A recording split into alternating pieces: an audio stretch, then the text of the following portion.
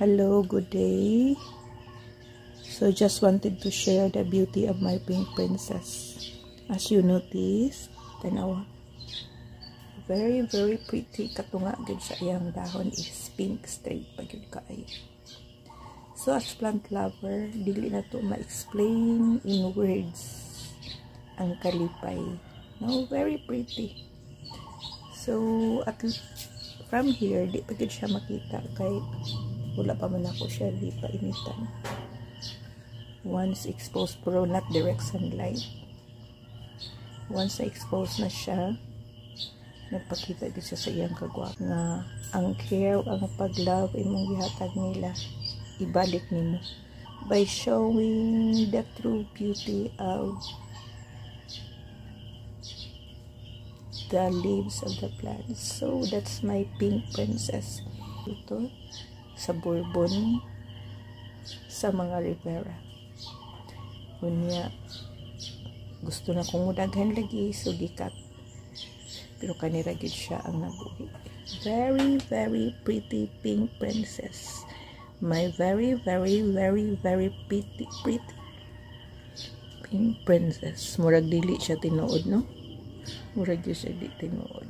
As if it's not real, but it's real.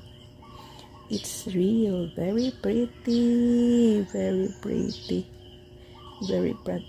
So half tunga gud sa iyahang dahon pink. Guwapa jud siya. Super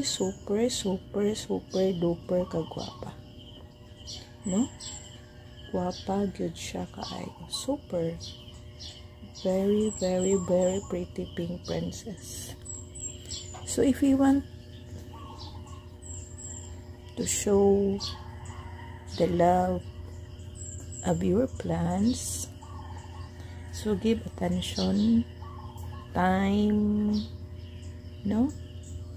Then in return, muhatag agad na siya sa imong gipangayo. Sa imong gipangayo, pagpakita sa iyang true beauty. So mao ni siya ang nahitabo sa akong pink princess. Nga giagwanta ra gyud ang actually pila na katuig pandemic pagud to pag-purchase na ako. It's pandemic time. Unya ni survive ra gyud siya. Pag-survive niya, see, pagpakita sa adlaw, nagpakita siya sa iyang beauty. Ang iyang kagwapa, very pretty, very super duper pretty pink princess. So this is my pink princess, super ka guwapa, super.